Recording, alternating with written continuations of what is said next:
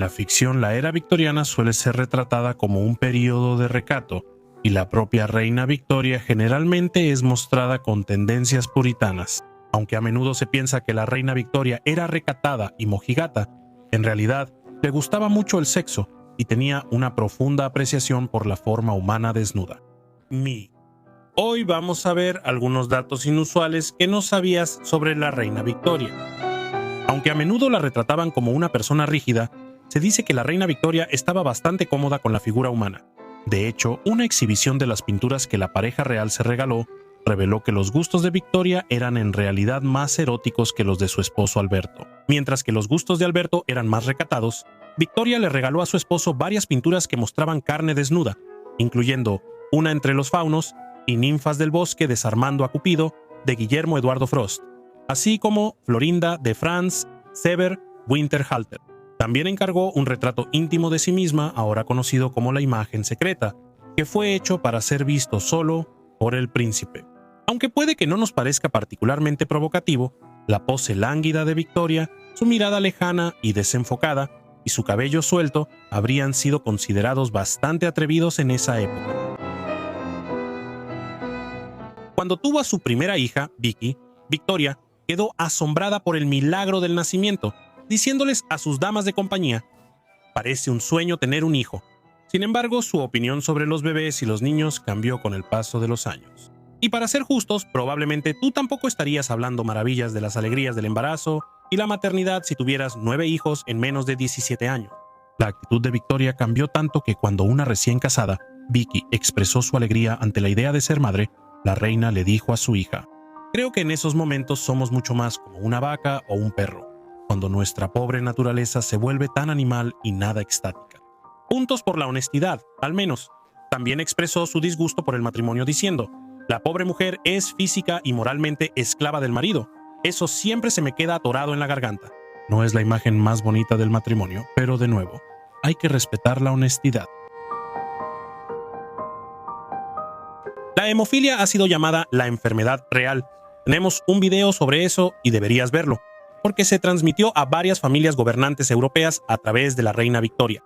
Es una enfermedad hereditaria rara que afecta la capacidad de la sangre para coagular.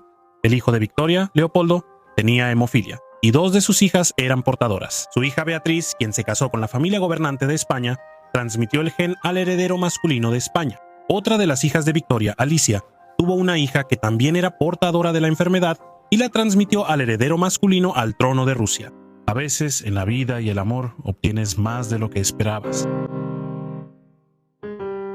También hicimos un video completo sobre esto, pero para recapitular, durante el transcurso de su reinado, la reina Victoria fue atacada en al menos 7 ocasiones diferentes por locos, algunos de los cuales podrían haber tenido fascinaciones poco saludables con la reina.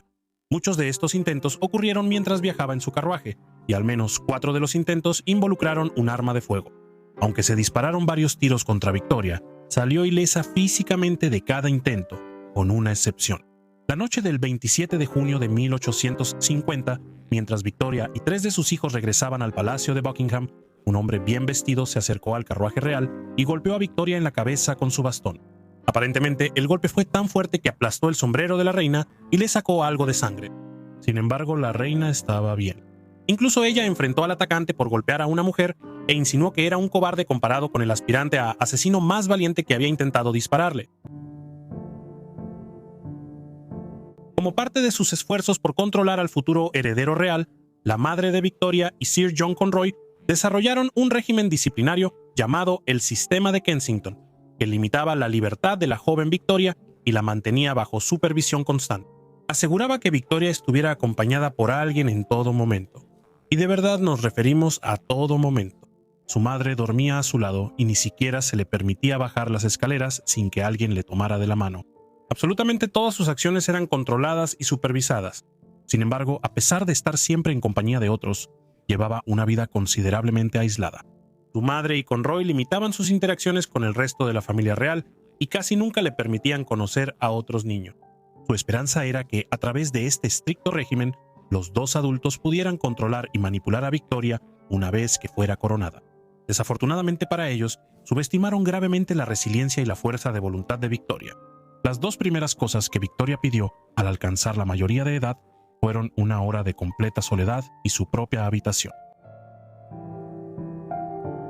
Como a Victoria no se le permitía jugar con otros niños, pasaba gran parte de su tiempo jugando con sus muñecas. Nadie sabe exactamente cuántas muñecas tenía la reina, pero debieron ser muchas, ya que se han conservado 132 de ellas y jugó con ellas hasta los 14 años. Las muñecas en sí eran sencillas, pero la joven Victoria, que tenía mucha imaginación, las vestía con trajes exquisitamente elaborados que ella misma confeccionaba. El vestuario de las muñecas estaba hecho de seda de alta calidad, encaje caro e incluso pequeñas joyas. La joven princesa vestía a las muñecas como miembros de la corte, personajes de obras de teatro y óperas, y bailarinas de ballet. Incluso una muñeca fue hecha para parecerse a la reina Isabel I.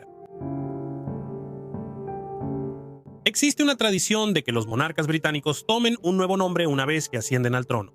Por ejemplo, el rey Jorge VI nació como Alberto Federico Arturo Jorge, pero eligió reinar como rey Jorge. El primer nombre de la reina Victoria en realidad era Alejandrina, pero ella eligió reinar como Victoria. Se dice que eligió Victoria como su nombre de reinado, como un símbolo de fortaleza y una manera de afirmar su independencia de su madre y de Sir John Conroy.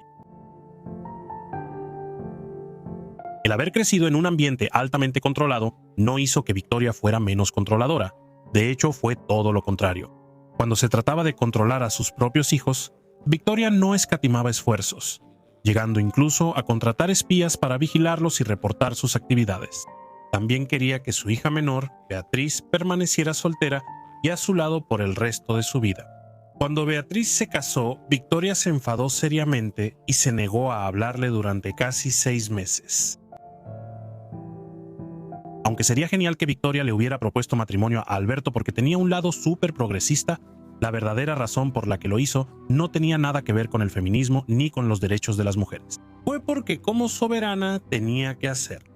Ella describió el momento con calidez en su diario. Como a las 12:30 mandé llamar a Alberto. Ella continúa describiendo cómo llegó Alberto y después de unos minutos presumiblemente incómodos, dijo que sería demasiado feliz si él aceptaba casarse con ella. Para citar a la propia reina, nos abrazamos una y otra vez, y él fue tan amable, tan cariñoso, realmente sentí que era el momento más feliz y brillante de mi vida. Aunque Victoria no fue la primera realeza en usar un vestido blanco en su boda, ese honor le corresponde a la reina Felipa. Ella fue quien lo popularizó. Antes de Victoria, la mayoría de los vestidos de novia eran coloridos, siendo el rojo el favorito en la época en que ella se casó. Históricamente, las mujeres que elegían vestir de blanco en su boda no lo hacían porque fuera un símbolo de pureza, lo cual es un concepto erróneo muy común, sino porque era una señal de riqueza. En la época de Victoria, las telas blancas ornamentadas eran muy valiosas, y era difícil y costoso mantener la ropa blanca limpia. Por eso muchas mujeres usaban vestidos de colores para su boda. Era más fácil ocultar las manchas. Sin embargo, no es un hecho que Victoria haya elegido vestir de blanco para presumir su riqueza. Algunos académicos argumentan que la reina en realidad vistió de blanco como muestra de apoyo a las trabajadoras del encaje de la clase obrera. El encaje hecho a mano estaba siendo reemplazado rápidamente por el encaje producido en fábricas, y muchos trabajadores textiles se quedaron sin empleo. Al elegir un vestido blanco, Victoria pudo mostrar de manera más destacada el intrincado encaje de su vestido y enviar un mensaje. Hay cierto debate sobre la esperanza de vida durante el período victoriano, pero la mayoría de los estudios sitúan la edad promedio de muerte entre finales de los 30 y finales de los 50 años. La reina Victoria, terca como era, vivió hasta los 81 años y reinó durante asombrosos 63 años. Además de sobrevivir a su esposo Alberto, también sobrevivió a 3 de sus hijos. La primera de sus hijos en morir fue la princesa Alicia, quien falleció después de contagiarse de difteria por su hijo.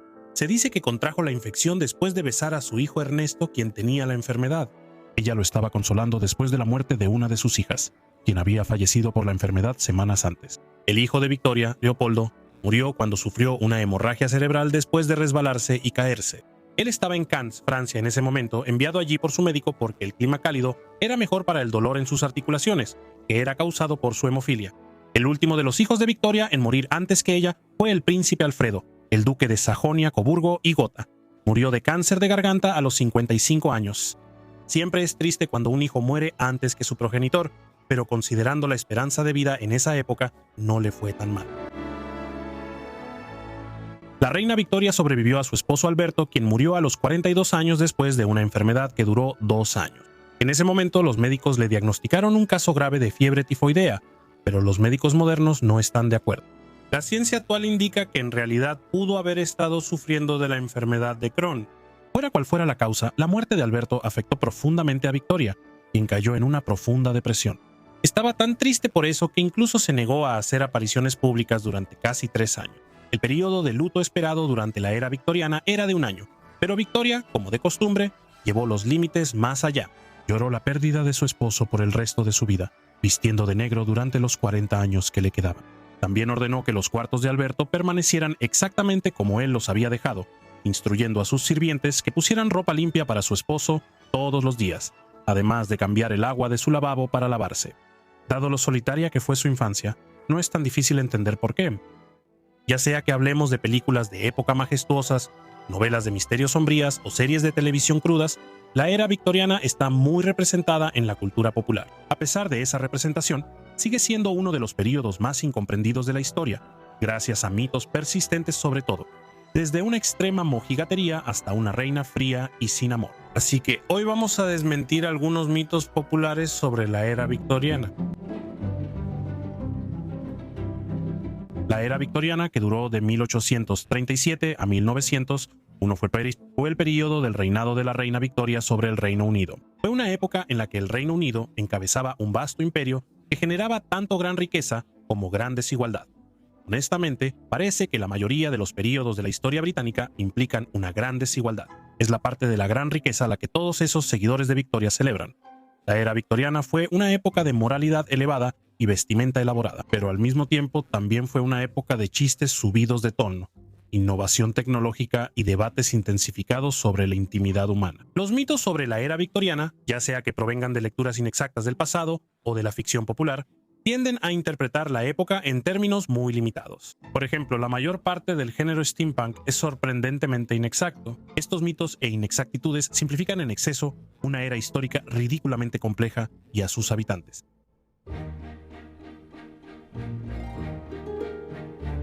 En los años 80, Cyndi Lauper le enseñó al mundo que las chicas solo quieren divertirse, pero al parecer no estaba pensando en la reina Victoria. Victoria era conocida por ser seria, sin sentido del humor y sin sensualidad.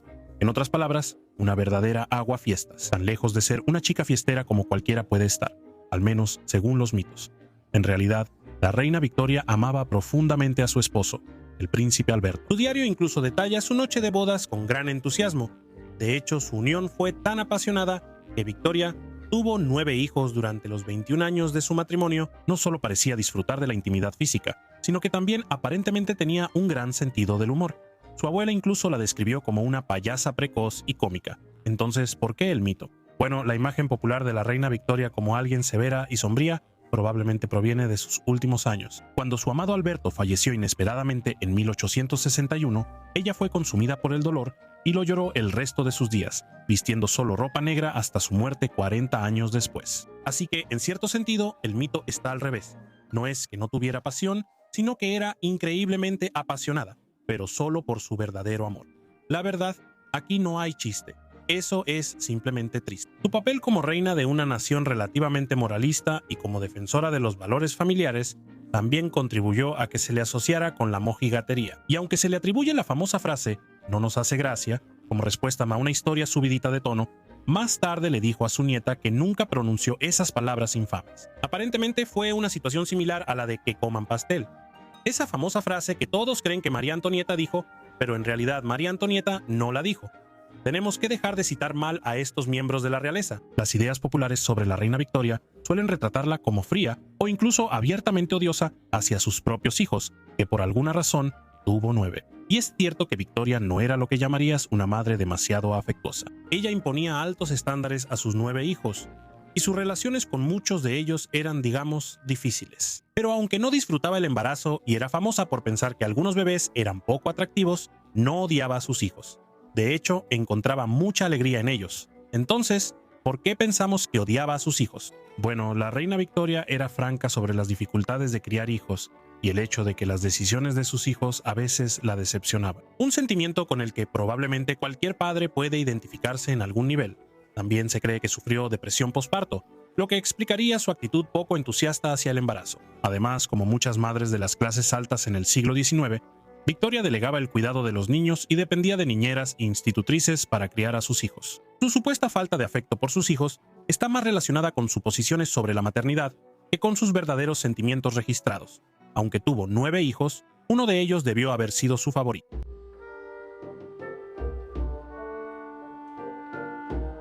Las representaciones en la cultura popular han dado a muchos la impresión de que los padres victorianos mantenían a sus hijos a distancia y normalmente los relegaban a un segundo plano dentro de la familia. Habrían guardado a sus hijos en cajas de zapatos si las cajas de zapatos hubieran sido lo suficientemente grandes, pero la realidad era bastante diferente. Los victorianos idealizaban la infancia, creyendo que los niños eran inocentes, que necesitaban ser protegidos de la corrupción del mundo exterior. La literatura infantil, por ejemplo, tuvo un gran auge desde mediados del siglo XVIII y durante el siglo XIX, destacando los cambios culturales en cómo los británicos percibían a los niños y la infancia. Dicho esto, la romantización victoriana de la infancia era más un ideal que una realidad. Los niños de la clase trabajadora, en particular, enfrentaban presiones extremas. A diferencia de sus contrapartes de clase alta, a menudo trabajaban para ayudar a mantener a sus familias y tenían que enfrentar las dificultades de la vida desde muy jóvenes. Entonces, ¿cómo comenzó el mito de que los victorianos eran fríos e indiferentes con sus hijos? Bueno, el cuidado de los niños, especialmente en familias de clase media y alta, a menudo se confiaba a niñeras e institutrices. Esta realidad mantenía a los niños alejados de sus padres y contribuyó al mito. También podría tener algo que ver con todas las dificultades que sufrían los niños de clase baja.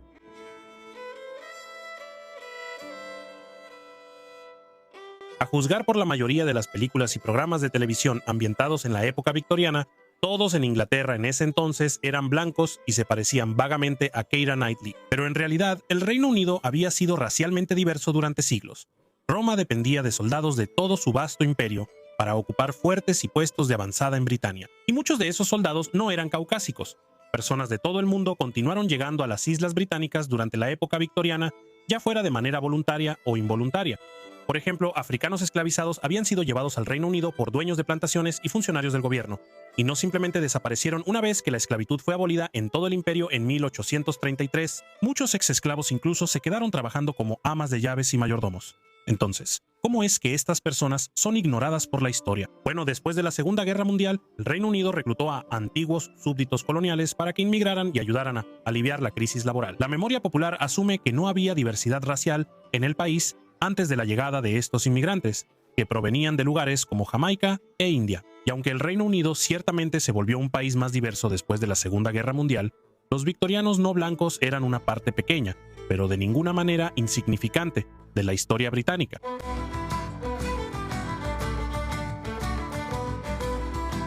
Al leer las obras de Charles Dickens y Sir Arthur Conan Doyle, probablemente uno pensaría que la Inglaterra de la era victoriana tenía un fumadero de opio en cada esquina.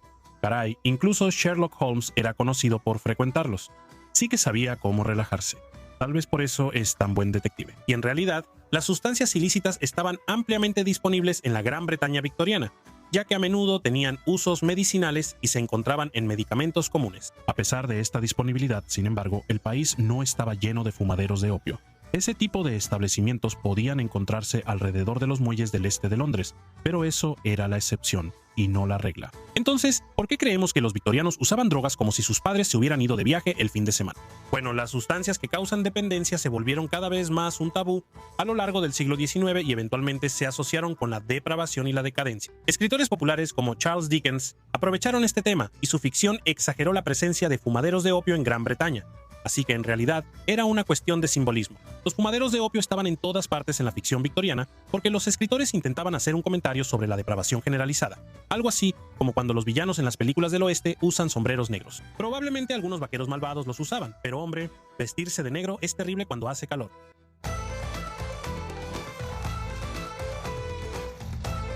Como mencionamos anteriormente, el príncipe Alberto era el querido esposo de la reina Victoria. Aunque ella era la reina, él era visto como el centro moral, tanto en la familia real como en la nación, con una creencia personal en los valores familiares sólidos. También, sin culpa suya, se llamaba Alberto. Eso es un verdadero obstáculo que superar.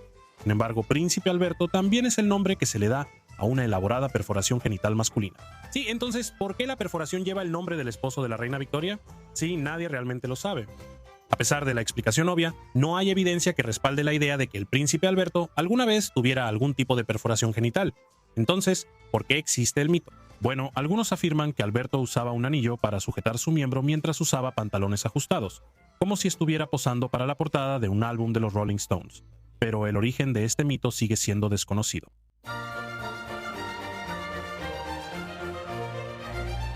La ficción popular hace parecer que las mujeres de la era victoriana eran todas amas de casa recatadas e hijas obedientes que vivían sus vidas en el ámbito doméstico, esforzándose por ser el personaje principal en la próxima novela de las hermanas Brontë. Sin embargo, la verdad es que las mujeres victorianas estaban muy involucradas en la esfera pública. Claro, las mujeres carecían de muchos derechos en la era victoriana, como el derecho al voto, y eran legalmente subordinadas a los hombres.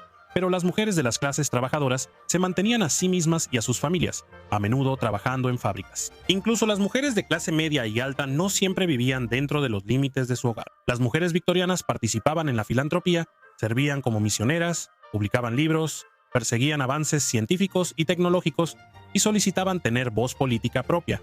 Entonces, ¿por qué pensamos lo contrario? Bueno, aunque es cierto que los roles de género eran explícitos en la era victoriana, estos eran ideales percibidos más que reflejos de la realidad. El ángel en la casa, un poema publicado a mediados del siglo XIX, enfatizaba la idea de que las mujeres estaban destinadas al hogar. Este llamado ideal de la mujer confinada al hogar eventualmente tuvo implicaciones en el mundo real. Muchos hombres y mujeres usaron este modelo para justificar la exclusión de las mujeres de formas oficiales de la vida pública. Oye, es difícil discutirlo, no puedes votar por culpa del poema que me gusta. Sociedades enteras se han fundado en ese tipo de lógica.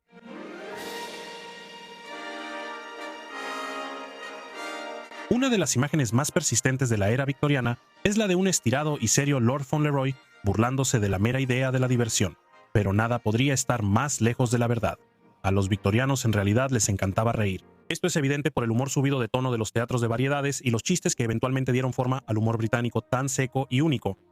Entonces, ¿por qué pensamos que los victorianos no tenían sentido del humor? Bueno, los fans de Weird History que vieron nuestro video sobre fotografías antiguas ya saben que la gente generalmente tenía expresiones serias en las fotos del siglo XIX, simplemente porque sonreír aún no se había convertido en la pose estándar. De hecho, la mayoría de la gente pensaba que se veía un poco tonto. Solo nos están tomando una foto. ¿Por qué sonreirías en un momento como este?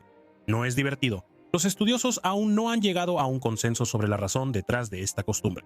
Pero persisten varias explicaciones, como las primeras cámaras, el tiempo de exposición relativamente largo, o la creencia de que los fotógrafos profesionales buscaban imitar los retratos formales al óleo del siglo anterior. Cualquiera que sea la razón, las expresiones serias en estas fotos antiguas convencieron a los espectadores modernos que no entendían el contexto de que los victorianos simplemente no sonreían ni reían.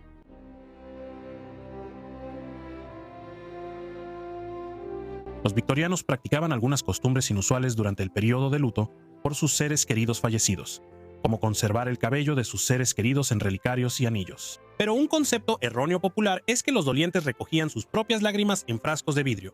No estoy seguro de por qué harías eso, por si te daba sed durante el servicio. En cualquier caso, la recolección de lágrimas no era una práctica común en la era victoriana. Entonces, ¿por qué la gente piensa que lo era? Bueno, el descubrimiento de pequeños frascos de vidrio en tumbas y sepulcros ha persistido durante siglos, remontándose hasta los griegos. El mercado creciente de objetos funerarios ha imaginado estos artículos como recolectores de lágrimas, lo que aumentó su misticismo y, por lo tanto, su capacidad de venta. Pero la verdad es que estos frascos probablemente contenían aceites o perfumes en lugar de lágrimas, porque además de ser el lugar de descanso final para los restos terrenales de alguien, las tumbas tienden a oler un poco mal. Así que más vale echarle un poco de perfume a ese hoyo para que huela mejor.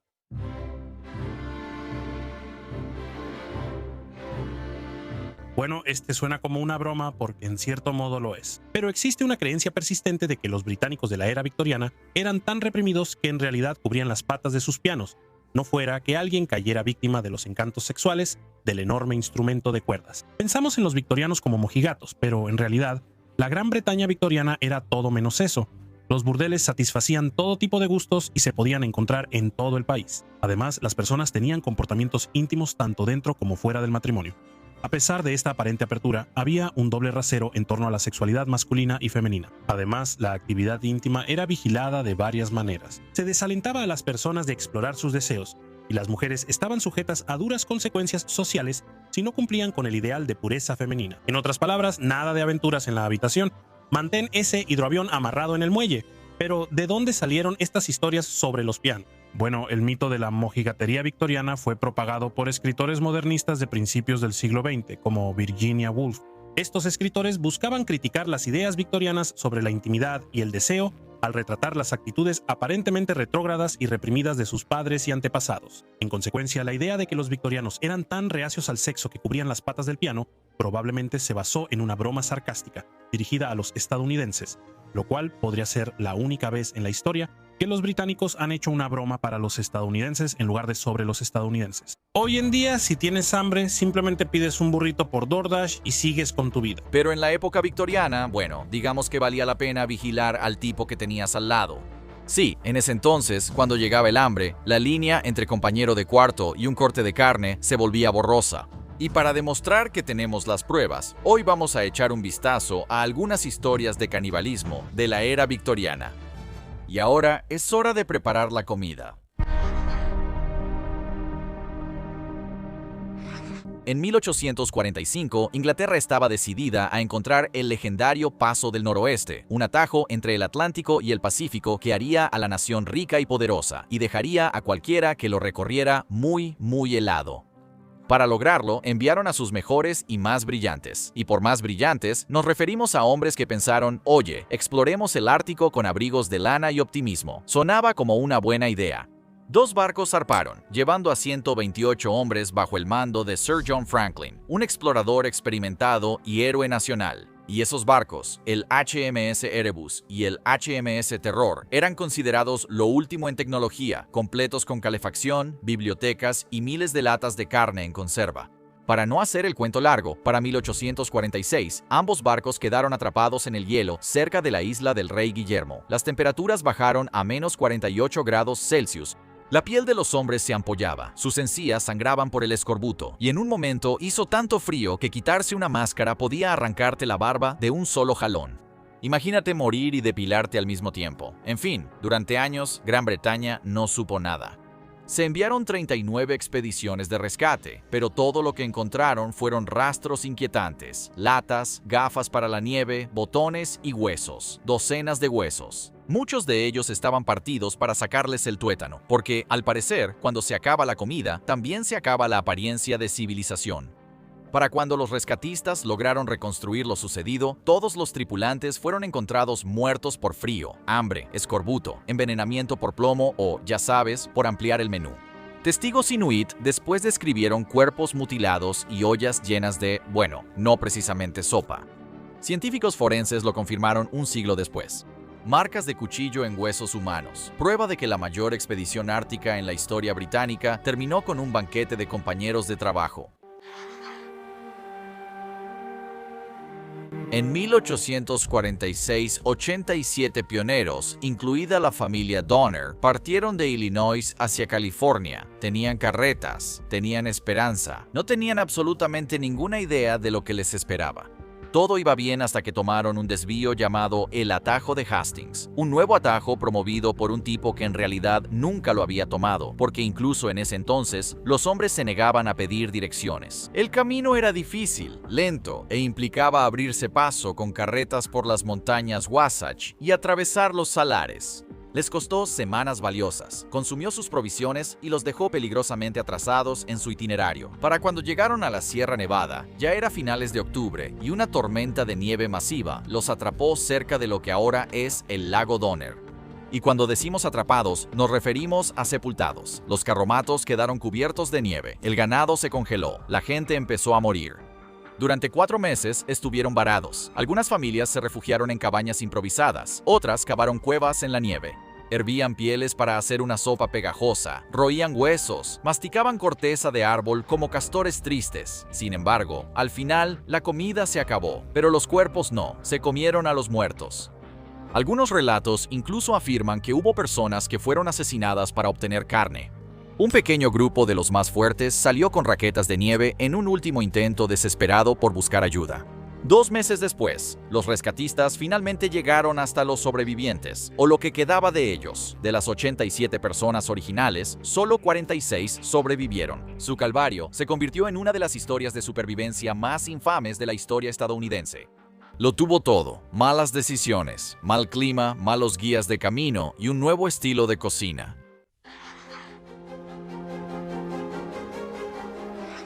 La gran hambruna irlandesa mató a más de 1 millón de personas, desplazó a millones más y arruinó las papas para todos emocionalmente.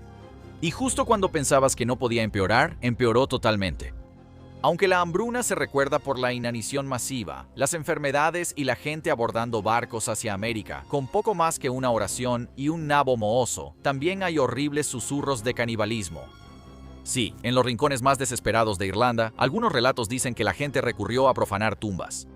No por joyas, sino por restos. El canibalismo durante la hambruna se convirtió en un símbolo del colapso total, un punto en el que la civilización ya no se preocupa por cosas como los tenedores, la dignidad o las leyes sobre comer a Kevin. Sin embargo, al igual que las historias de pesca de tu tío, algunos de estos relatos pueden estar exagerados. Los historiadores debaten sobre la prevalencia, algunos dicen que fue un hecho trágico y raro, y otros argumentan que en su mayoría era propaganda anti-irlandesa difundida por periódicos que intentaban vender ejemplares y por racismo. De cualquier manera, la narrativa se mantuvo. Los autores victorianos retrataron la hambruna como un horror gótico, con madres esqueléticas, niños hambrientos de cerebro y campesinos hambrientos royendo su propio árbol genealógico. ¿Realmente hubo canibalismo? Es difícil decirlo, pero el nivel de sufrimiento era tan inimaginable que la gente empezó a creer en lo impensable. A finales de 1800, Etiopía sufrió una serie de desastres tan brutales que parecía que alguien había lanzado el Antiguo Testamento directamente al África Oriental. Lo llamaron Kefuken, o días malignos, que es una forma muy suave de decir un infierno bíblico. Todo comenzó cuando un virus del ganado llegó oculto en el ganado importado por los italianos. ¿No es grandioso el colonialismo? Acabó con el 90% del ganado de Etiopía. Y sin vacas no había comida, ni agricultura, ni transporte, ni comercio, ni nada de nada. Luego vinieron las sequías, las langostas, los gusanos militares, el cólera, la viruela y, por supuesto, un toque de guerra civil para completar el caldo de sufrimiento. Al final, 1/3 de la población había muerto. Y sí, en esa desesperación hubo canibalismo. En Europa, los lectores devoraban los informes como si fueran boletines de true crime. El sufrimiento de Etiopía se convirtió en entretenimiento victoriano, el primer doom scroll. Relatos morbosos de hambrunas alimentadas por el canibalismo se convirtieron en parábolas morales. No peques, cómete tu gachas y nunca confíes en cabras importadas. Pero esto no era una metáfora. Fue un desastre provocado por el hombre, agravado por la indiferencia imperial, la mala infraestructura y la ausencia total de ayuda global. Porque aquí está el asunto. Cuando los sistemas se rompen, la moralidad no espera educadamente su turno, se desmorona, y no es porque la gente sea malvada. Es porque el hambre no se preocupa por la ética. En otras palabras, es importante mantener los sistemas de alimentos de emergencia y financiarlos adecuadamente.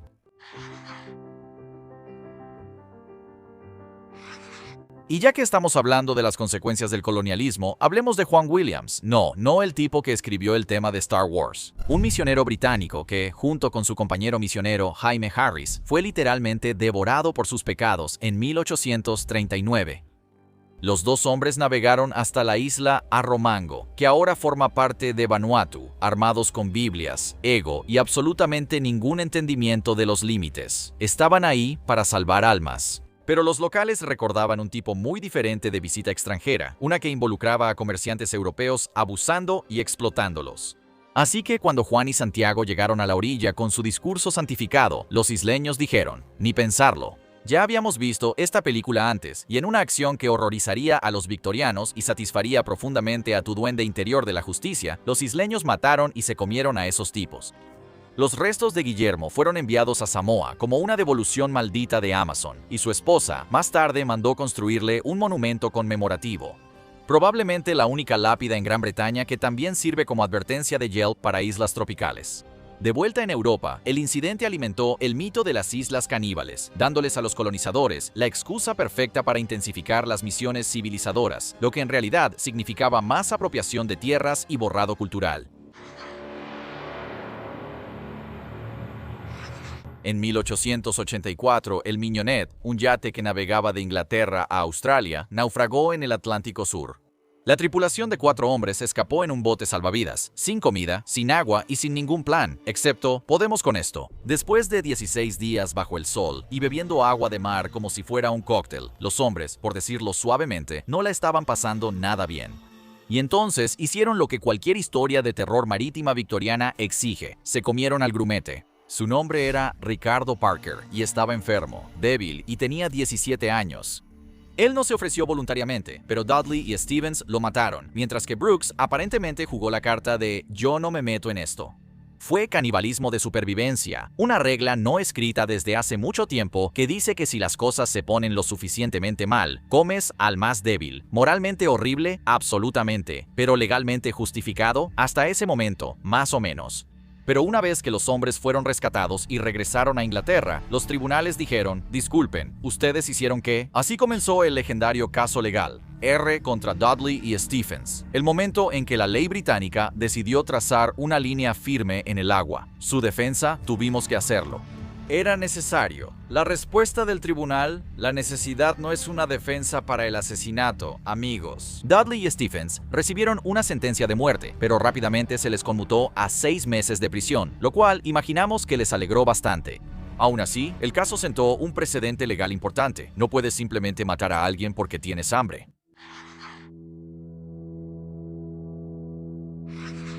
En 1837, la goleta portuguesa Arrogante fue capturada transportando a más de 330 africanos esclavizados, la mayoría de ellos niños, a través del Atlántico, a pesar de que Portugal había prohibido oficialmente el comercio de esclavos un año antes. Cuando la Marina Británica capturó la embarcación cerca de Cuba, los sobrevivientes liberados contaron una historia tan grotesca que incluso los abolicionistas más endurecidos se sorprendieron.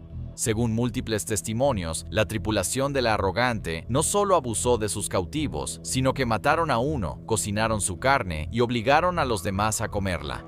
Y para ellos mismos, la tripulación supuestamente reservó el corazón y el hígado, porque nada dice supremacía como comer vísceras.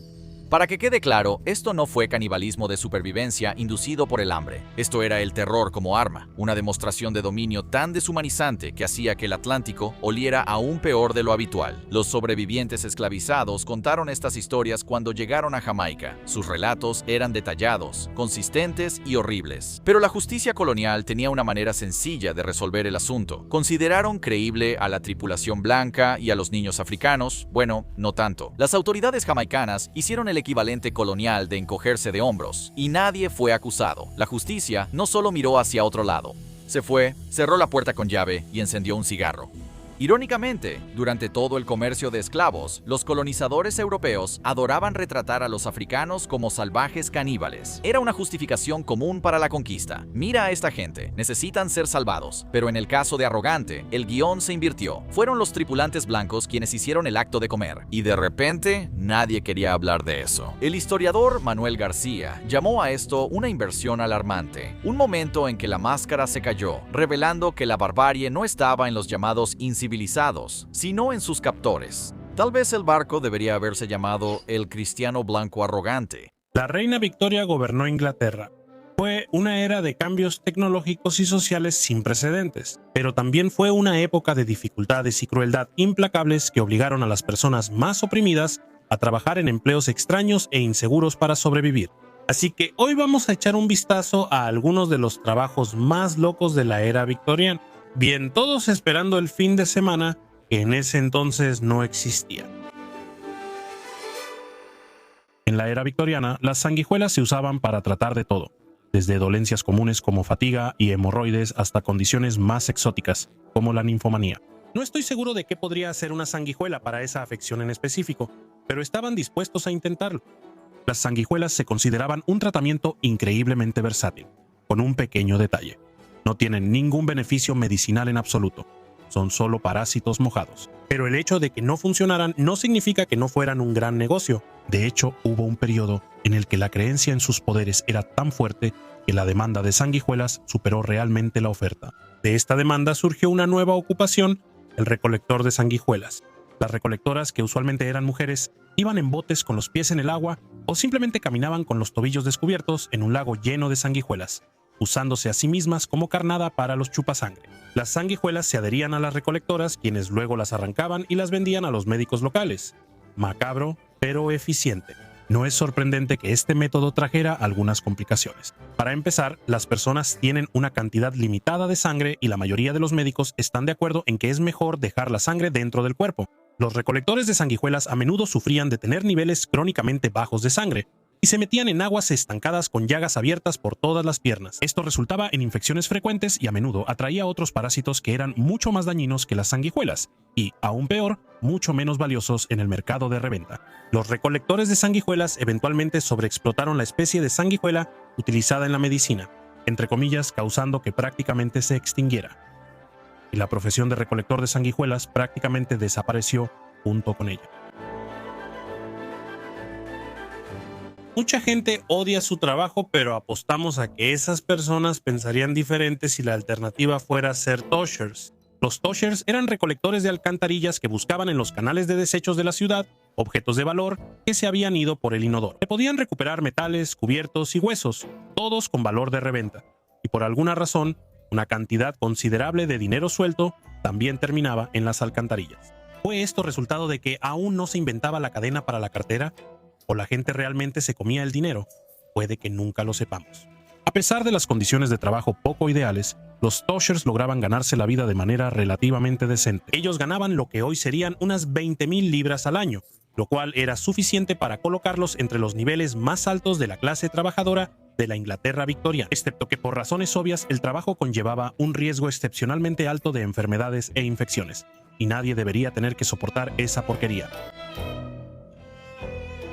Fabricante de cerillos no suena como una ocupación particularmente extraña. Después de todo, seguimos usando cerillos hoy en día, así que alguien todavía los fabrica. Pero el trabajo ha cambiado un poco desde la época de la Reina Victoria. Hoy en día los cerillos se fabrican de manera segura en grandes fábricas que cumplen con las regulaciones de seguridad gubernamentales. Antes solían hacerse a mano sin ningún tipo de supervisión. Las condiciones en las fábricas de cerillos eran estrechas e inhumanas. Las jornadas eran ridículamente largas y el trabajo ni siquiera pagaba un salario digno. Pero eso no era lo peor. Los cerillos están hechos de algunos químicos altamente volátiles como el fósforo amarillo, que realmente no deberían ser manipulados ni inhalados por los humanos. La exposición prolongada al fósforo puede provocar necrosis fosfórica de la mandíbula, una condición conocida coloquialmente como fosforismo. Un trabajo muy delicado. A pesar del apodo, la condición no hacía que tu trabajo fuera bueno en el teatro musical. La lista verdaderamente horrible de síntomas que acompañan a la enfermedad incluye dolor extremo, pérdida de dientes, deterioro óseo, abscesos faciales y un hedor a podredumbre. Y curarla requiere la extracción total de la mandíbula. Las mezcladoras, sumergidoras y empacadoras de la fábrica, usualmente mujeres y niños de apenas 8 años, trabajaban constantemente en condiciones mal ventiladas con el mortal fósforo amarillo. Lo respiraban, lo tenían en las manos, en los ojos, en la boca e incluso en la comida, porque muchas veces ni siquiera se les permitía tomar sus descansos para comer fuera de las paredes de la fábrica. Estos y otros factores llevaron a la huelga de las cerilleras de Londres en 1888, lo que resultó en condiciones algo mejores, como el cambio al menos mortal fósforo rojo que se usa hoy en día. Si te preocupaba que solo hubiera una forma en que los niños de la era victoriana murieran por daño respiratorio, puedes relajarte ahora.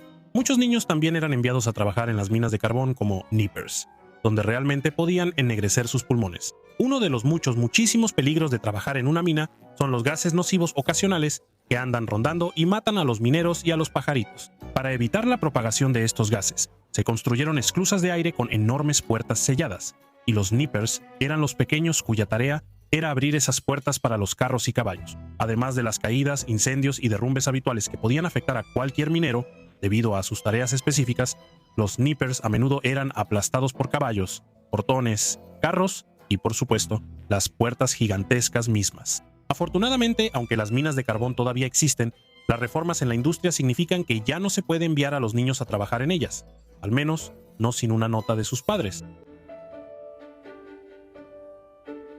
Las calles victorianas eran, por decirlo menos, notoriamente asquerosas. Mientras tanto, la aristocracia victoriana era quisquillosa y bien vestida, hasta el punto de ser cómica. Para servir a estas dos fuerzas opuestas de limpieza y suciedad, surgió el barrendero de cruces. El barrendero de cruces solía ser una persona muy joven o muy anciana que barría la suciedad del camino para que las personas adineradas pudieran cruzar la calle, a cambio de una pequeña suma de dinero. Y hablamos de una suma realmente pequeña. Los barrenderos de cruces establecían sus propios territorios, lo que llevó a verdaderas guerras de territorio entre sindicatos de barrenderos. Caray, ¿dónde está esa serie de Netflix? Fundada por el médico vienés Franz Joseph Gall, La frenología era la teoría de que la forma física y las características de la cabeza predecían la personalidad y el intelecto de una persona. La frenología se popularizó a principios del siglo XIX y dio origen a una industria artesanal, a pesar de que no tiene ninguna base en la ciencia médica. Los médicos establecieron consultorios que se volvieron tan populares que muchos empleadores exigían a los posibles empleados someterse a una evaluación frenológica antes de ser contratados. Los lectores de cabezas abrieron tiendas o iban de puerta en puerta ofreciendo su servicio. Y los llamados Fowlers, nombrados así por dos populares hermanos frenólogos, viajaban por el campo dando conferencias y demostraciones. A pesar de lo que suena el título del trabajo, los recolectores de Pure no iban de puerta en puerta recogiendo filtros de agua. Eso es porque Pure, en este caso, significa caca de perro. Así que sí, en la era victoriana podías cobrar cheques de pago siendo una persona que iba por ahí recogiendo toda la caca de perro que pudieras encontrar. Probablemente no suene como un gran modo de ganarse la vida, pero en ese tiempo la industria del curtido usaba los desechos de perro como una parte integral del proceso de curado del cuero. Se pensaba que las cualidades alcalinas y astringentes de la caca purificaban las pieles de los animales, de ahí el nombre de recolector de Pure. Los consumidores modernos tienen un estándar muy diferente para la palabra pureza. Los recolectores de Pure, que eran principalmente mujeres y personas enfermas, recibían su pago por cada cubeta apestosa y recorrían las calles buscando depósitos frescos. También iban a las perreras y se ofrecían a limpiarlas para los dueños. Otra entrada en la lista de títulos geniales para trabajos terribles es resurreccionista, una ocupación que suena mucho más profesional que ladrón de tumbas o saqueador de cuerpos. ¿Qué es lo que realmente era el trabajo? Verás, en ese tiempo era ilegal usar cadáveres con fines científicos, excepto los de criminales ejecutados. Esto era un problema porque las políticas de las escuelas de medicina en esa época decían que cada estudiante debía diseccionar un cuerpo humano para poder graduarse. Sí, así que probablemente ya ves a dónde va esto.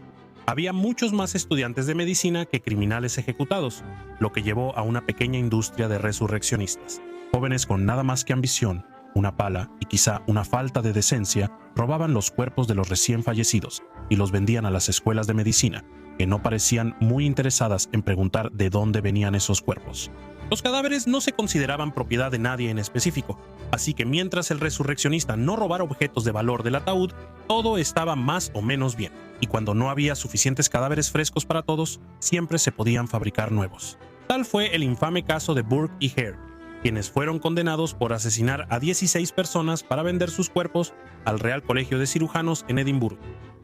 No sabía que ser emprendedores exitosos era ilegal. Inglaterra finalmente aprobó la Ley de Anatomía de 1832, reformando las leyes sobre cadáveres y, en efecto, dejando sin trabajo a toda una industria de ladrones de tumbas. En cuanto a Burke y Hare, se convirtieron en el tema de una película de 2010 llamada Burke y Hare, que protagonizó Simon Pegg como Burke y Andy Serkis como Hare.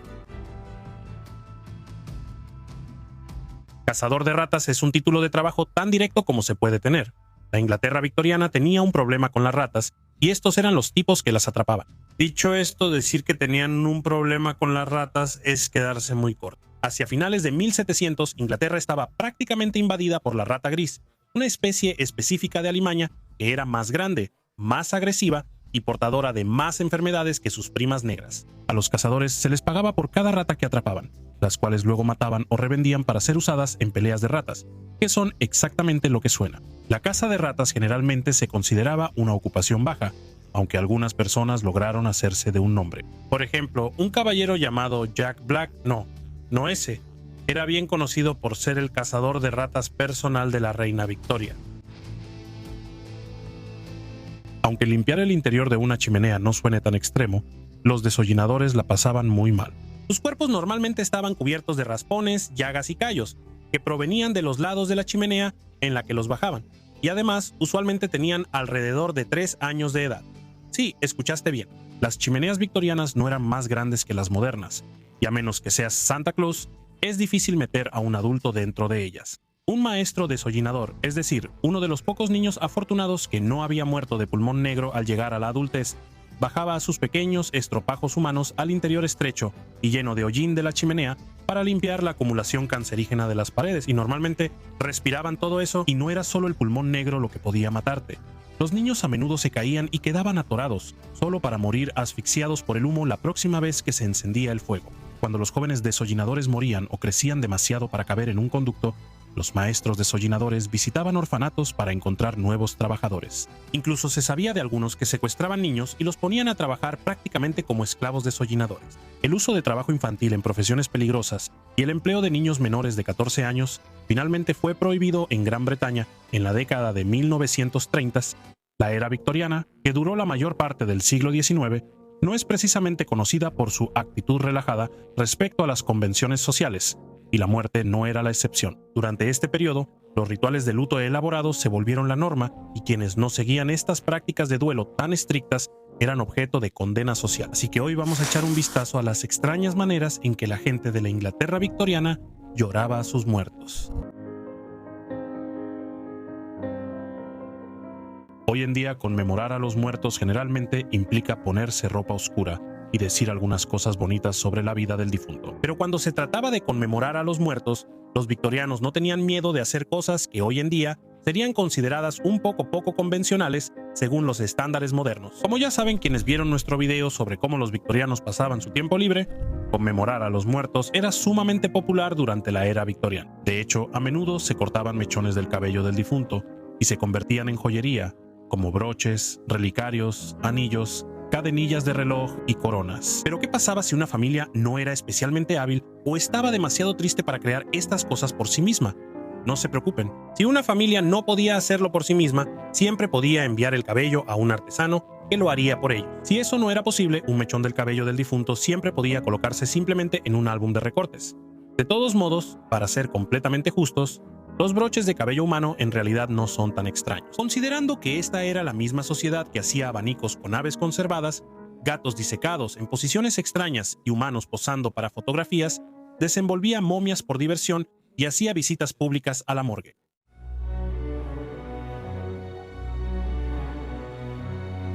En la actualidad estamos acostumbrados a recibir invitaciones elegantes para eventos como bodas y fiestas de 16 años, pero los victorianos llevaron el uso de la papelería a otro nivel. Es decir, a menudo enviaban elegantes invitaciones para funerales a amigos cercanos y miembros de la familia.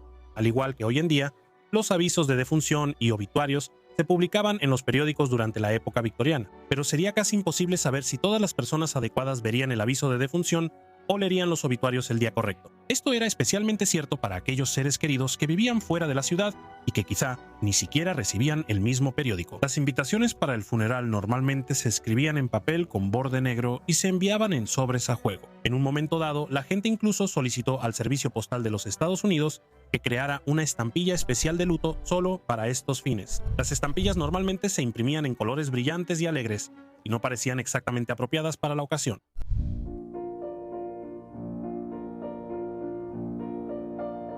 Los victorianos tenían expectativas sociales bastante estrictas respecto a cómo debían las mujeres lamentar la pérdida de sus esposos. Para la viuda victoriana moralmente recta y respetable, existían 3 etapas de luto distintas, todas las cuales debían cumplirse antes de que pudiera seguir adelante con su vida. La primera, llamada luto profundo, requería que la viuda usara un vestido y un velo negros, conocidos como ropas de viuda, durante 1 año y 1 día después de la muerte de su esposo. Podrías pensar que eso es suficiente, pero en realidad aún faltaban 2 etapas completas. El siguiente periodo, llamado segundo luto, duraba de 9 a 12 meses adicionales. Durante este tiempo podía quitarse el velo, pero aún tenía que vestir principalmente de negro. Esto ya era entre 21 y 24 meses después de la muerte del esposo, y todavía faltaba otra etapa. La tercera y última etapa, conocida como medio luto, duraba otros 6 meses. Las mujeres en este periodo de luto podían usar ropa de colores con detalles en negro, pero nada demasiado llamativo. Finalmente, después de un periodo de 27 a 30 meses, la viuda podía volver a usar lo que quisiera. Por supuesto, para ese momento, probablemente toda su ropa ya estaba pasada de moda. Las reglas que regían a los hombres en luto eran mucho más indulgentes que las que regían a las mujeres. Por ejemplo, a diferencia de las viudas, un viudo podía volver a casarse en cualquier momento durante el proceso de luto. Si tenía hijos pequeños y no había mujeres adultas en la familia, alguien tenía que cuidar a los niños mientras él trabajaba, así que elegía una nueva esposa. Dicho esto, todavía había algunas reglas que debía seguir. El día de su boda, el viudo no tenía que usar su atuendo de luto, que consistía en un traje y sombrero negros. Sin embargo, tenía que ponérselos al día siguiente, y su nueva esposa también tenía que guardar luto hasta que terminara el periodo acostumbrado. La fotografía se desarrolló a mediados del siglo XIX, así que aunque esto pueda ser difícil de imaginar en una época en la que no todo el mundo llevaba una cámara de alta definición en el bolsillo, seguía siendo relativamente caro durante el periodo victoriano. De hecho, en muchos casos, la gente simplemente no podía permitirse retratos familiares alegres como pueden hacerlo hoy en día. Así que, cuando surgía la oportunidad de tomarse una fotografía, tenías que aprovecharla al máximo creando una imagen duradera de algo realmente significativo en tu vida, que en realidad podría resultar ser la muerte de alguien más. Un método para aprovechar al máximo una oportunidad fotográfica era tomarse una foto con un ser querido fallecido para conmemorarlo para siempre. Y cuando un ser querido moría, los familiares hacían todo lo posible por reunir el dinero necesario para tomarse una foto con el difunto. Esta solía ser la única foto que existía de su familia, ahora destrozada. Sonrían todos, excepto tú. Estás muerto. Si escuchabas a alguien hablar de galletas matutinas, probablemente pensarías que iban a McDonald's de camino al trabajo, pero para los victorianos significaba algo muy diferente. Después de un funeral, se servía un almuerzo o cena formal para los dolientes. A quienes no podían asistir a la comida, se les daba una galleta especial para funerales o una galleta llamada galleta de luto. Estos bocadillos especiados y mantecosos se envolvían en papel con poemas tristes, información sobre el difunto, versículos de la Biblia o oraciones, y se ataban con una cinta negra. El papel estaba destinado a conservarse como un recuerdo del funeral, similar a las tarjetas de oración de hoy en día. Una de las costumbres victorianas más extrañas relacionadas con la muerte consistía en cubrir todos los espejos, retratos y objetos brillantes, como jarrones, en la casa con tela de crespón negro. Esto se consideraba una práctica póstuma necesaria por varias razones. Por un lado, cubrir todos los objetos brillantes con tela negra ponía la casa de luto, porque las cosas brillantes, con todo su brillo inapropiado, se consideraban un insulto para la familia en duelo. Además de eso, los victorianos creían que los muertos podían aparecer en los espejos, quedar atrapados ahí e indicarles con señas a otros miembros de la familia que los siguieran al más allá. Eso es bastante escalofriante, así que es comprensible que cubrir las superficies brillantes para evitar esa posibilidad fuera un paso necesario. Los victorianos tenían algunas tradiciones de luto bastante exageradas, pero los frascos para lágrimas o lacrimatorios, de la palabra lacrimoso, podrían ser lo más extremo. Como su nombre lo indica, son literalmente pequeños frascos de vidrio con tapones de goma o corcho que se usaban para recoger las lágrimas de los dolientes durante los servicios fúnebres. Durante el velorio y el funeral, los dolientes sostenían los frascos cerca de sus rostros para recoger sus lágrimas. Después del servicio, estos frascos se entregaban a la familia del difunto como una forma de demostrar cuánto se extrañaría a esa persona. Los frascos para lágrimas también eran muy útiles para ayudar a la familia en duelo a decidir cuánto tiempo debía durar el periodo de luto apropiado. Básicamente, una vez que las lágrimas en los frascos se habían secado por completo, el luto podía terminar.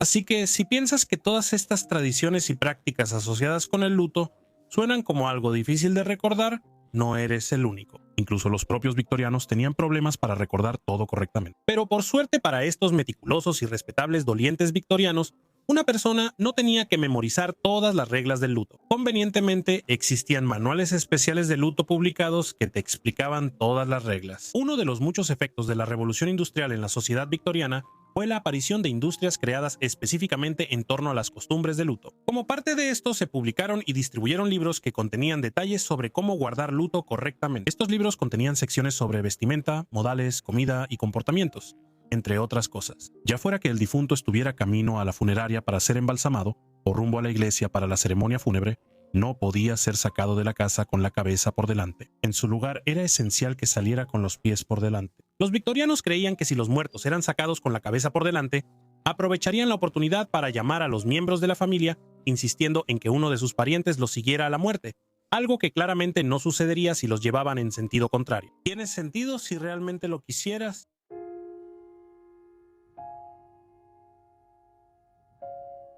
Aunque las funerarias sí existían durante la época victoriana, no eran los servicios integrales de muerte que existen hoy en día. De hecho, principalmente solo eran lugares donde se embalsamaba el cuerpo.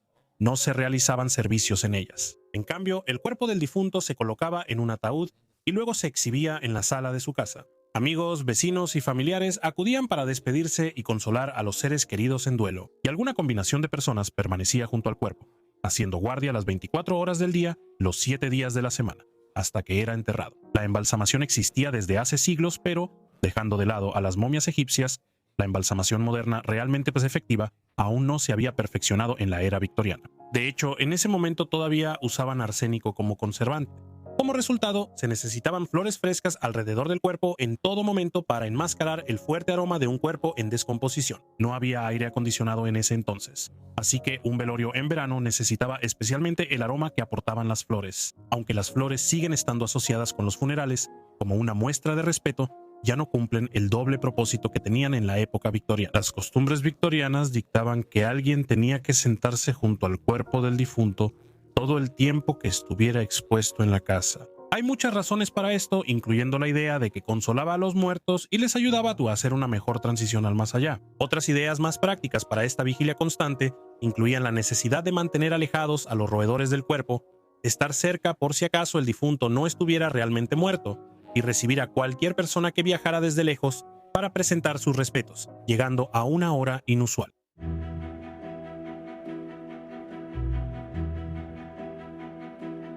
Los rituales de luto no eran solo para que los adultos los siguieran. Los niños también tenían que usar ropa de luto y seguir cierto conjunto de comportamientos. Si el niño o la niña tenía menos de 12 años, podía usar ropa normal, pero tenía que llevar un brazalete negro durante los meses de invierno o uno gris durante la primavera y el verano, además de accesorios de ropa a juego. En cuanto a los niños mayores de 12 años, usaban la ropa de luto estándar que era igual a la de los adultos.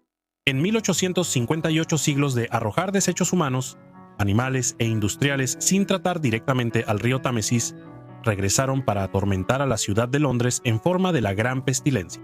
El olor era tan fuerte que podía provocar vómitos en personas a kilómetros de distancia, pero también llevaría directamente a la construcción del primer sistema moderno de alcantarillado de Londres. Hoy vamos a echar un vistazo a algunos datos que provocan náuseas sobre la famosa Gran Pestilencia de Londres.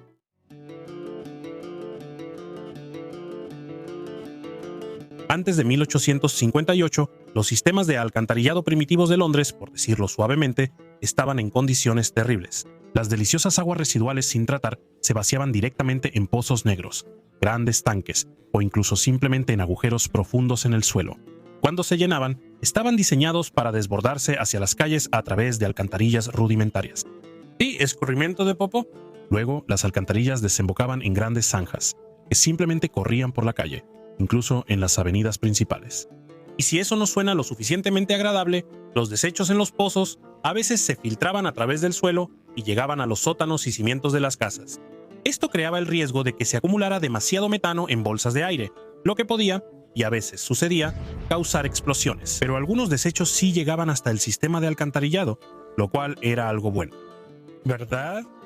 Bueno, no, porque el alcantarillado desembocaba directamente en el río Támesis, así como en varias otras fuentes de agua potable. Sí, estaban bebiendo sus propias aguas residuales. Esta situación extremadamente asquerosa es muy probablemente lo que causó los brotes de cólera de 1832, 1849 y 1854, en los que murieron muchos miles de londinenses.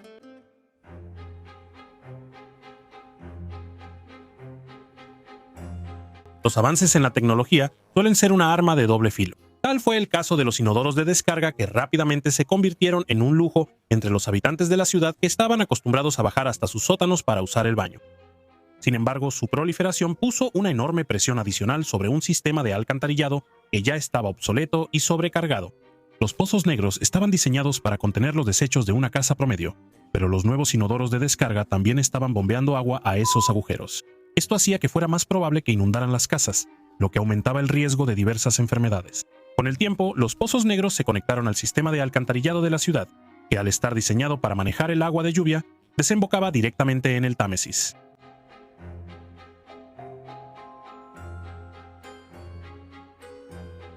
Así que probablemente te estés preguntando por qué los londinenses decidieron tirar sus desechos en su agua potable.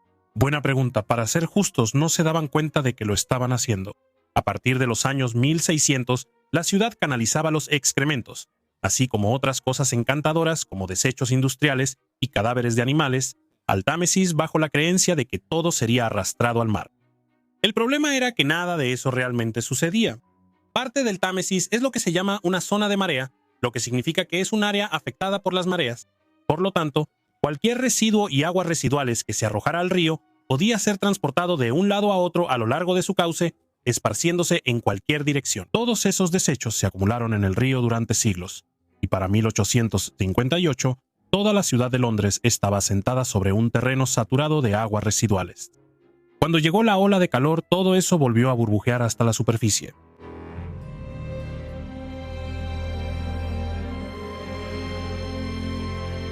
Ya en 1855 el problema había empezado a hacerse evidente, y el famoso científico Sir Michael Faraday escribió una carta al Times de Londres para llamar la atención sobre las condiciones tan graves. En la carta describió un experimento sencillo que había realizado para probar la opacidad del río.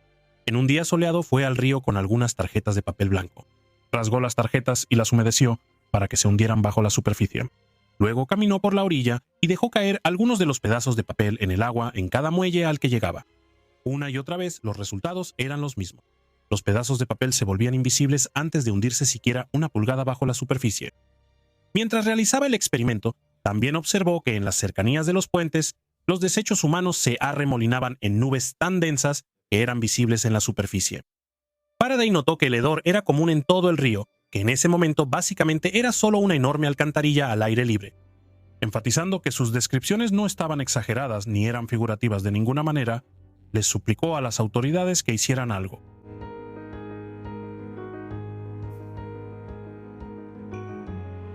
Para 1858, el Támesis estaba en un estado absolutamente horrible. No se habían hecho cambios significativos al sistema de alcantarillado en años, y el aumento de la población había provocado que se arrojara una mayor cantidad de desechos al río. Al mismo tiempo, seguía siendo la principal fuente de agua potable de la ciudad.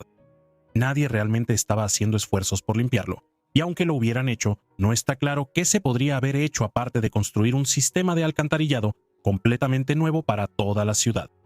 Cientos de años de desechos humanos y animales, basura y subproductos industriales habían vuelto su agua espesa, marrón y opaca. Solo unos años antes, Sir Michael Faraday advirtió a los londinenses que, si descuidamos este asunto, entonces una temporada calurosa nos dará una triste prueba de la locura de nuestra negligencia. A pesar de su advertencia muy específica, ellos descuidarían el asunto y el gran hedor pronto le daría la razón.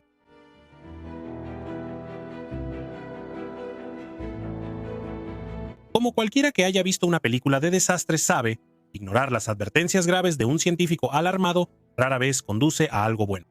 En este caso, llevó a junio de 1858, cuando una ola de calor descendió sobre Londres y una sequía acompañante hizo que el río Támesis casi dejara de fluir.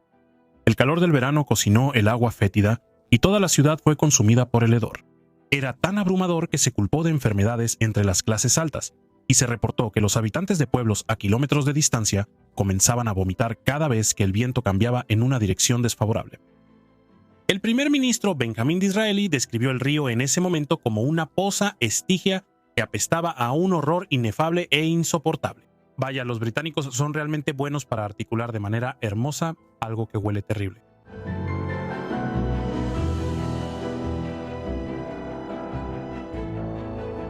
No fue hasta que el agua se secó que se hizo evidente cuánta basura había realmente en ella. Y no era solo aguas residuales tampoco.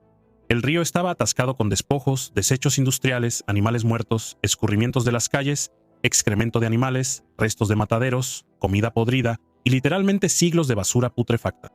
La sequía lo había sacado todo a la superficie, y la ola de calor lo tenía fermentándose bajo el sol. La gente de Londres intentó moverse por la ciudad, usando pañuelos perfumados y otras medidas, pero no fueron efectivas. Incluso la propia reina Victoria, quien dio nombre a toda la era, no pudo escapar del hedor. En un intento de paseo por el río, intentó enmascarar el hedor presionando un ramo de flores frescas contra su nariz. Solo aguantó unos minutos antes de ordenar que el bote diera la vuelta y regresara al muelle para poder bajarse e irse lo más lejos posible del río.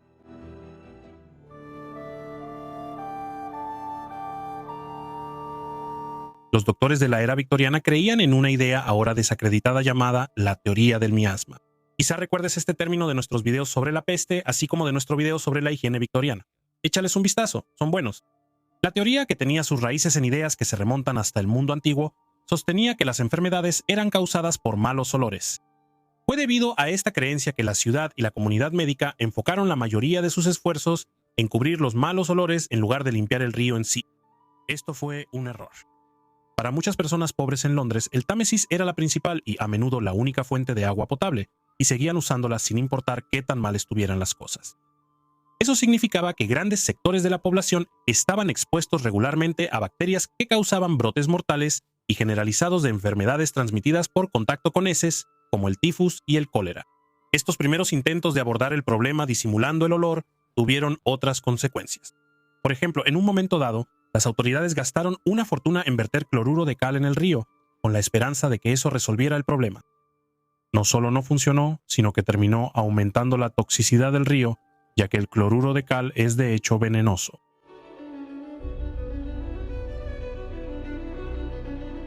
En cierto modo, fue una suerte para la gente de Londres que el Parlamento se hubiera mudado recientemente a sus nuevas oficinas en el Palacio de Westminster, que estaba justo al lado del Támesis.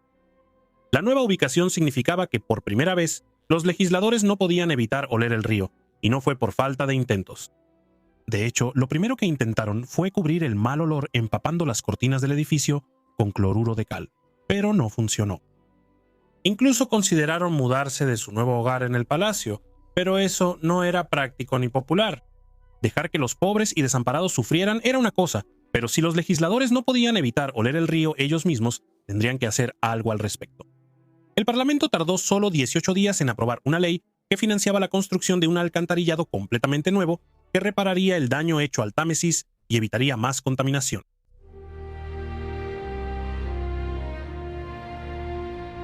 El Parlamento puso la tarea de rediseñar las alcantarillas en manos de un ingeniero civil inglés llamado Joseph Bazalgette. Él realizó nada menos que uno de los proyectos de obra pública más grandes de todos los tiempos y fue ampliamente reconocido por salvar la ciudad. Construir el sistema de alcantarillado completamente nuevo de Bazalgette le costó a la ciudad el equivalente moderno de aproximadamente $300 millones. El sistema que Bazalgette había diseñado 2 años antes consistía en una red de alcantarillas que corrían paralelas al río Támesis en lugar de desembocar en él. Los desechos se transportaban al este de la ciudad antes de ser vaciados en el río, en un punto donde podían fluir fácilmente hacia el mar. El proyecto también incluía la construcción de estaciones de tratamiento de agua, diques para evitar la acumulación adicional de desechos y el desarrollo de fuentes alternativas de agua potable. La acción fue un gran éxito.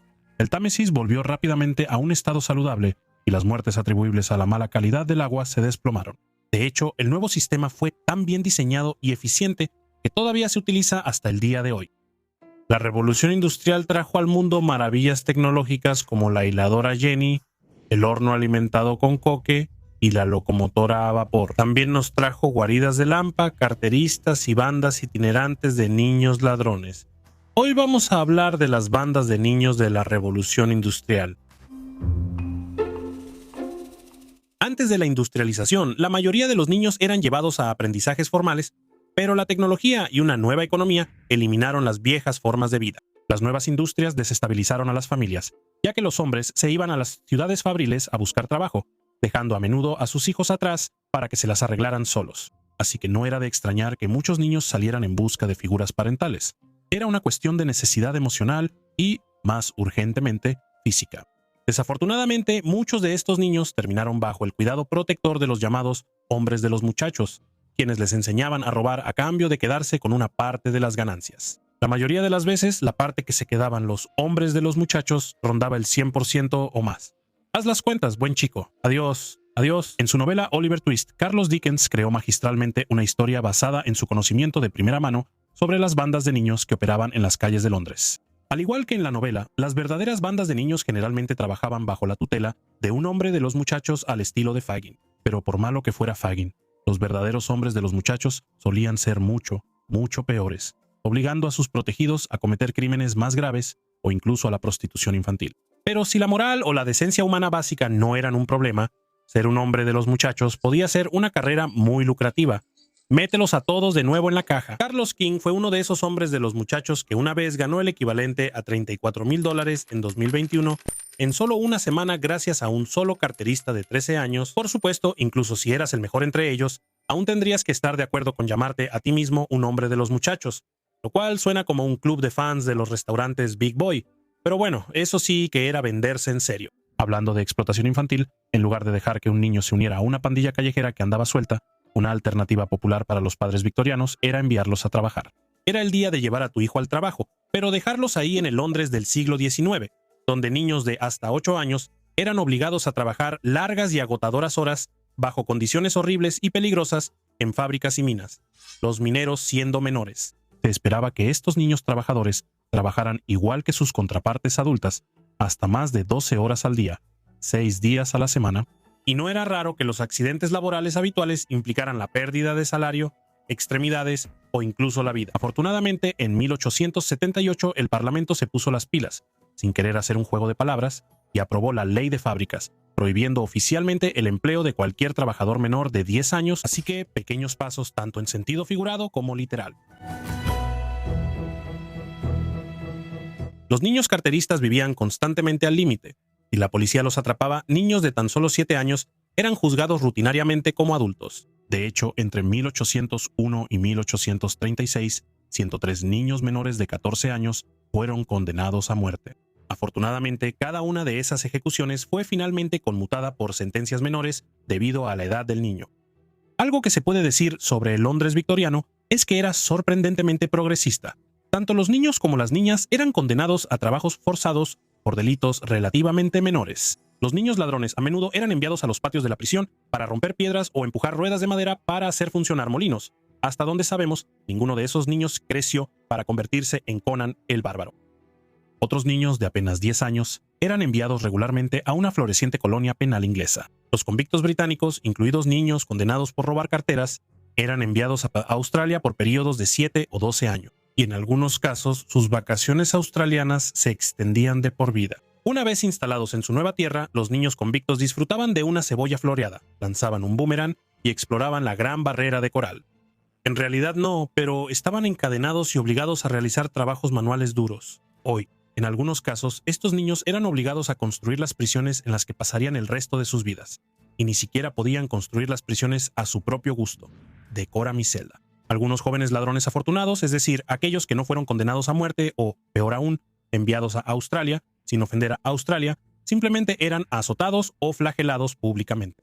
Los azotes públicos eran todo un acontecimiento en el Londres victoriano. Irónicamente, en lugar de ser un elemento disuasorio para los posibles ladrones, estos eventos se convertían en puntos clave para otros carteristas debido a las grandes multitudes y la naturaleza caótica de la violencia pública, especialmente contra los niños. Pero los azotes públicos no eran el único escenario favorito de los niños ladrones.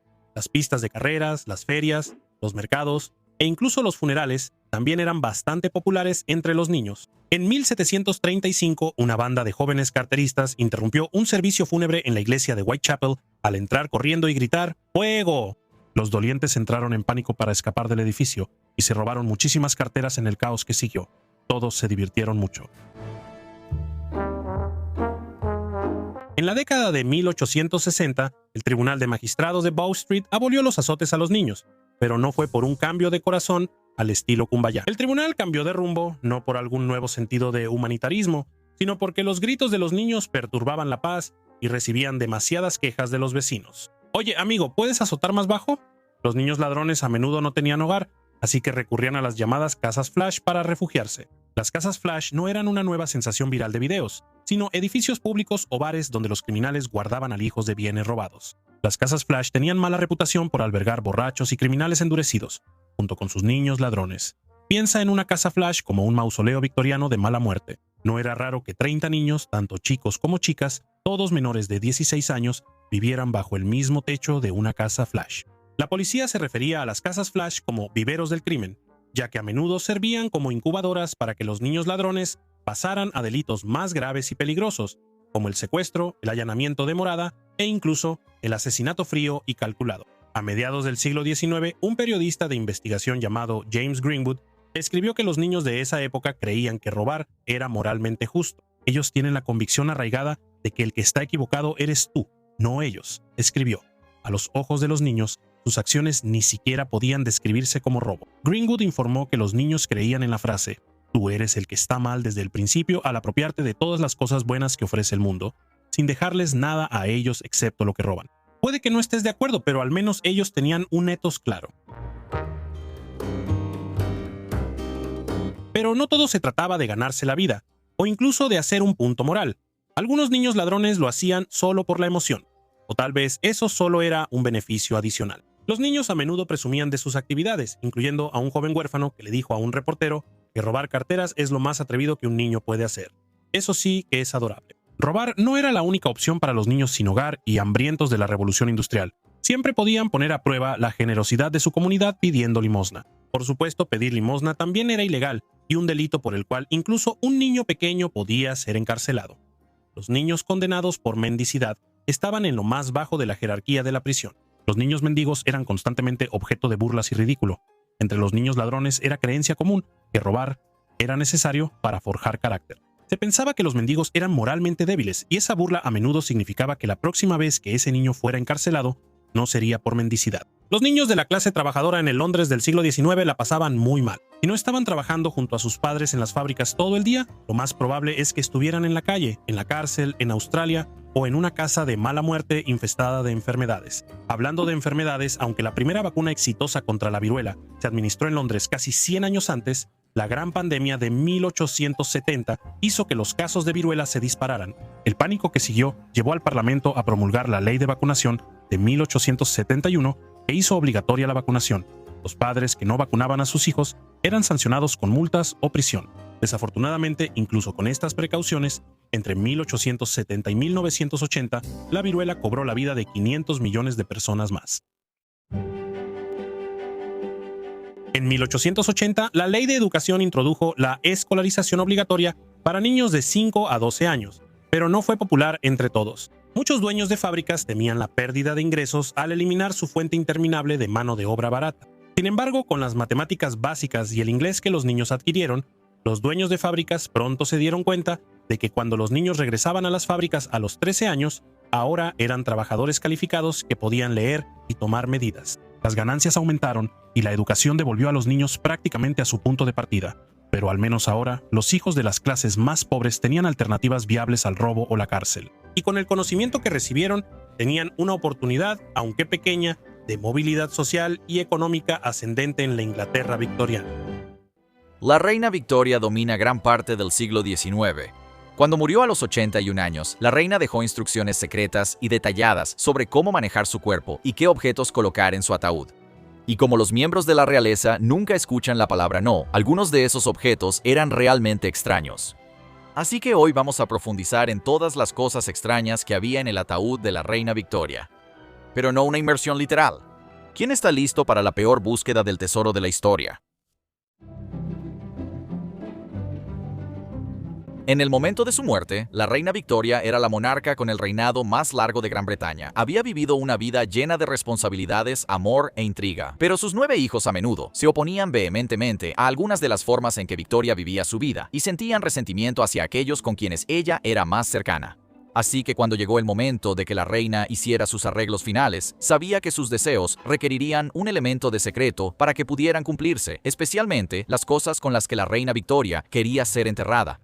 Al final de su vida, Victoria llamó a su secretaria, quien también era su principal dama de compañía, y le dictó 12 páginas de instrucciones específicas sobre su funeral y entierro. La dama de compañía entregó personalmente las instrucciones al médico de la reina, Sir James Reed. Según el autor Tony Rennell, un descendiente de la familia Reed, escribió un libro sobre el doctor y su famosa paciente, pero el contenido de las instrucciones secretas fue prohibido por los censores del Colegio Real. Cuando Rennell fue invitado por la familia Reed a investigar sus archivos, se topó con las instrucciones ocultas escritas justo antes de la muerte de Victoria. Pudo publicar con éxito su investigación, y por primera vez salieron a la luz los últimos deseos de Victoria. Así que fue su médico quien cumplió todos sus deseos. Él fue la única persona que sabía cómo murió la reina Victoria. La cuidó día y noche durante sus últimos momentos, y fue su nombre el que pronunció cuando falleció, y cumplió cada una de sus peticiones, sin importar lo extrañas que fueran. Uno de los primeros objetos extraños en la lista de Victoria fue un molde de yeso de la mano del príncipe Alberto, hecho poco después de su muerte. Cuando su esposo Alberto murió inesperadamente a los 42 años, Victoria quedó devastada.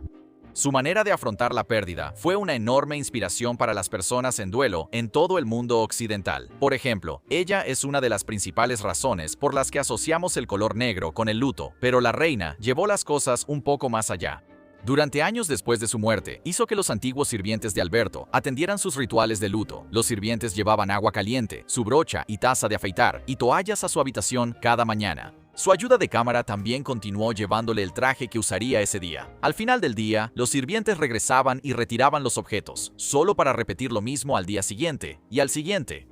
Como una versión británica de Sexto Sentido, Victoria mantenía su dormitorio cubierto de negro y decorado con el rostro de Alberto en fotos y retratos. Dormía cada noche con el molde de yeso de su mano, como si fuera un osito de peluche en una película de Tim Burton. Probablemente pensaba que era apropiado dormir con él por la eternidad. En una macabra mezcla de muerte y nacimiento, las instrucciones secretas de la reina Victoria exigían que todo en su funeral, desde los caballos hasta la vestimenta de luto, fuera de blanco.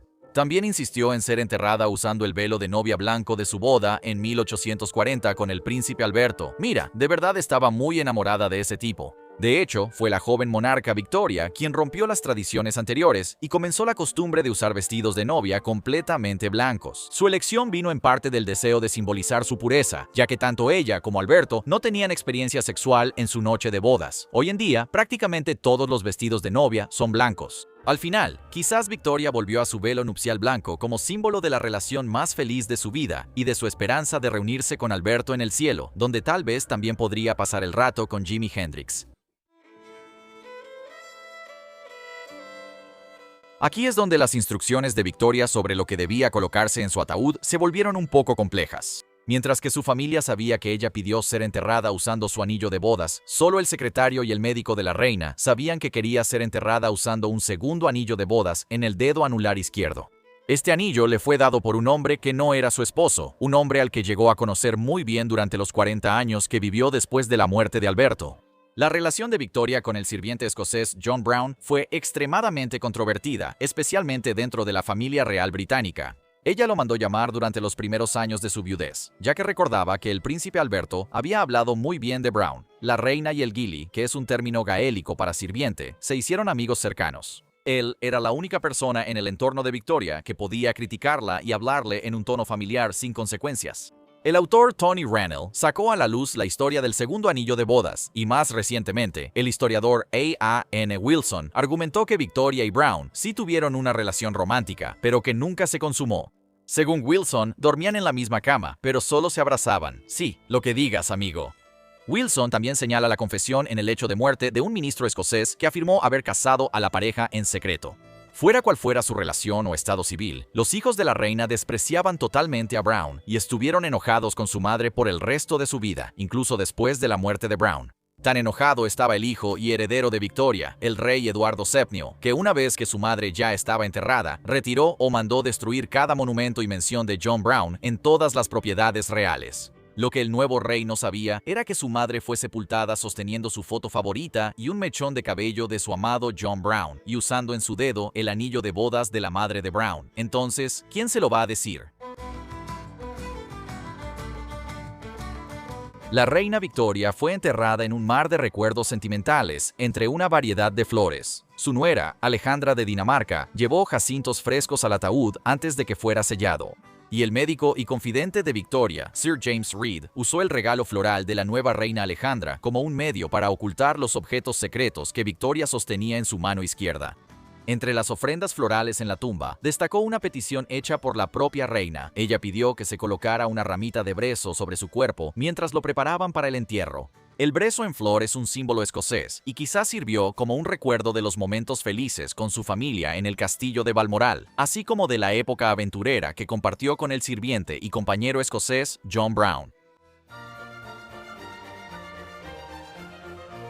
La reina Victoria fue sepultada en el ornamentado mausoleo que había construido años antes para albergar a su amado Alberto para siempre. A la muerte de Alberto, ella ordenó una escultura de tamaño real de Alberto en reposo, con la cabeza inclinada hacia una escultura de su esposa, que fue colocada sobre su sarcófago. Su propia estatua a juego fue guardada para ser exhibida tras su muerte. Victoria, en reposo de mármol, aparece tal como se imaginaba incluso al final, joven y enamorada, como en esa canción de Bryan Adams. Sin embargo, cuando ella murió 40 años después de Alberto, todos habían olvidado dónde se había guardado la estatua de su tumba, lo cual debió ser incómodo. Así que la reina fue enterrada inicialmente sin la estatua, y pasaron varios meses antes de que la encontraran, tapiada detrás de una pared en el castillo de Windsor. Las instrucciones póstumas de la reina Victoria fueron tan meticulosas que incluso planeó exactamente quién quería que levantara su cuerpo hasta su lugar de descanso final. Una vez que su médico y su secretario colocaron la mayoría de los objetos sentimentales en el ataúd, se reunieron ciertos miembros de la familia y sirvientes para trasladar su cuerpo de la cama al féretro. Levantando por la cabeza estaban el médico y la dama principal de compañía. Levantando a lo largo de un lado de su cuerpo estaban su hijo y heredero, el nuevo rey Eduardo VII, su nieto, el Kaiser alemán Guillermo II, y otro de sus hijos, el príncipe Arturo, duque de Connaught y Strathearn. Levantando por el otro lado de su cuerpo estaban 3 de sus sirvientes más devotos. El ataúd ya estaba casi lleno de los objetos sentimentales que Victoria quería tener a su lado en la muerte, pero su pequeña figura, de apenas 1,5 metros de altura, fue bajada entre sus tesoros reunidos con espacio de sobra. Fue en ese momento cuando sus damas se reunieron a su alrededor, asistidas por el doctor, para hacer los ajustes necesarios y añadir algunos últimos objetos secretos. Sus familiares y asistentes luego salieron de la habitación, lo que permitió a Reed colocar el anillo de bodas de la madre de John Brown en el dedo anular izquierdo de la reina y guardar la foto y un mechón de cabello de su compañero escocés en la misma mano. El ataúd fue sellado después. El secreto de Victoria, en verdad. Sir James Reed fue el médico principal de la reina Victoria durante los últimos 15 años de su vida. Él le tenía devoción y ella a él. Al no confiar en nadie de su familia para cumplir sus últimos deseos, era natural que recurriera a él como el guardián de los secretos de su vida. Las instrucciones detalladas preparadas por el secretario de la reina aún existen. Están en posesión de los descendientes de Reed como parte de su colección de documentos personales, y la familia real no está contenta con eso. Se dice que la difunta princesa Margarita confrontó públicamente a miembros de la familia Reed, acusándolos de tener algo que nos pertenece. ¡Devuélvanlo! Pero las exigencias de la familia real no tuvieron éxito, y la lista permanece en el archivo de Reed. Entonces, ¿qué opinas? ¿Con qué objeto inusual te gustaría ser enterrado? Déjanos saber en los comentarios abajo, y ya que estás aquí, échale un vistazo a algunos de estos otros videos de historia extraña.